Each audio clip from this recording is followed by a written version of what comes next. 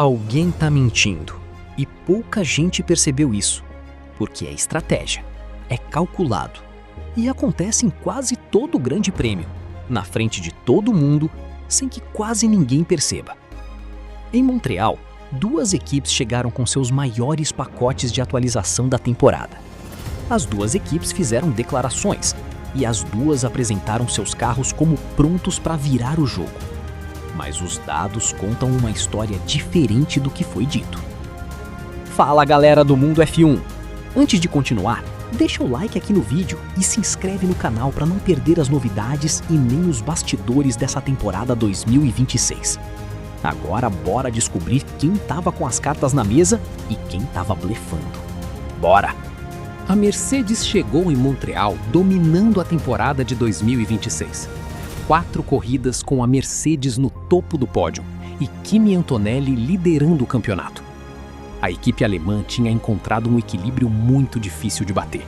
Velocidade de pico e consistência de corrida ao mesmo tempo. Mas a McLaren vinha crescendo de um jeito que não dava para ignorar. Em Miami, a equipe de Woking trouxe um pacote de atualização que, nos dados, foi mais eficaz do que o da Ferrari naquele fim de semana. Isso é relevante porque a Ferrari vinha numa trajetória clara de evolução e, mesmo assim, perdeu nesse critério. E o detalhe que deixou o paddock inquieto: a Mercedes venceu Miami sem soltar seu pacote principal de atualizações. A equipe alemã segurou a pressão de uma McLaren turbinada e ainda venceu com o que tinha. Então a pergunta que chegou ao Canadá era óbvia. Se a Mercedes segurou a McLaren sem usar o trunfo dela, o que acontece quando as duas equipes colocam seus maiores pacotes na pista ao mesmo tempo? Tem algo que muita gente ignora quando analisa a Fórmula 1. A comunicação das equipes sobre upgrades é parte da estratégia de corrida. Quando um chefe de equipe vai à coletiva e diz "trouxemos um pacote enorme aqui", ele sabe que essa frase vai ser lida pelos engenheiros rivais, vai ser analisada, vai criar pressão nas outras equipes para responder. Isso tem um nome no paddock: gestão de expectativas invertida. Você infla a percepção do seu pacote para forçar os adversários a dedicar recursos respondendo a algo que talvez não seja tão ameaçador quanto parece. A Mercedes tem um histórico claro do movimento contrário: minimizar publicamente para não revelar onde ganhou performance e não criar pressão sobre si mesma. Em Montreal, esse contraste ficou muito evidente. Mercedes com confiança contida, McLaren com ambição declarada. E quando a pista fala, a pista não mente. Os treinos livres em Montreal deram sinais claros para quem sabia onde olhar. A Mercedes, com seu pacote novo, foi consistente desde o início. O carro se comportou de forma previsível e, o mais importante, a degradação de pneus nas simulações de corrida ficou controlada. Isso indica que as atualizações foram bem integradas ao projeto base, sem criar novas tensões no comportamento do chassi. A McLaren mostrou velocidade em momentos específicos do fim de semana, mas também mostrou variabilidade, ritmo alto em certas sessões, menos estabilidade em outras. E nas simulações de corrida, sinais de que os engenheiros ainda estavam calibrando alguns aspectos do novo pacote. Variabilidade por si só não é catástrofe. Quando você traz muitas peças de uma vez, os engenheiros precisam de dados reais de pista para entender o novo comportamento do carro. É um processo que tem um tempo mínimo e não pode ser comprimido além de um certo limite.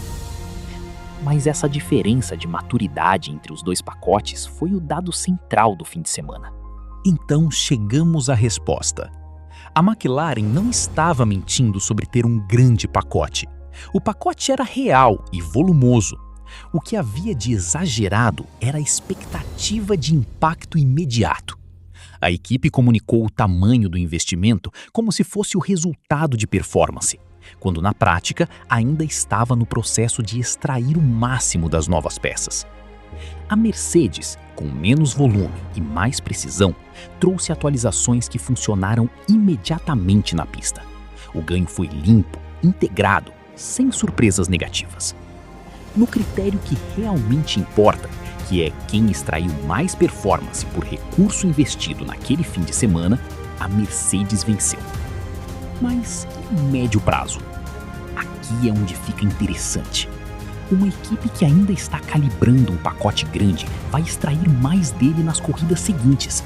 Se a McLaren terminar esse processo de integração, o salto pode ser maior do que qualquer coisa vista até agora.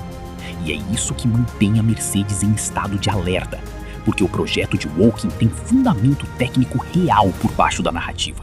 Montreal mostrou que em 2026 a guerra não é só na pista, é nos dados, nas declarações, na forma como cada equipe gerencia a percepção do seu próprio desenvolvimento. A Mercedes venceu o confronto de curto prazo com execução limpa. A McLaren fez um investimento de médio prazo que ainda vai se revelar completamente. E o campeonato está longe de ser decidido. Galera, se esse vídeo fez você enxergar a F1 de um ângulo diferente, deixa o like agora, leva 2 segundos.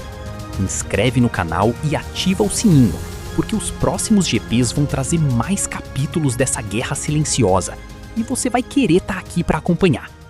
Até o próximo vídeo.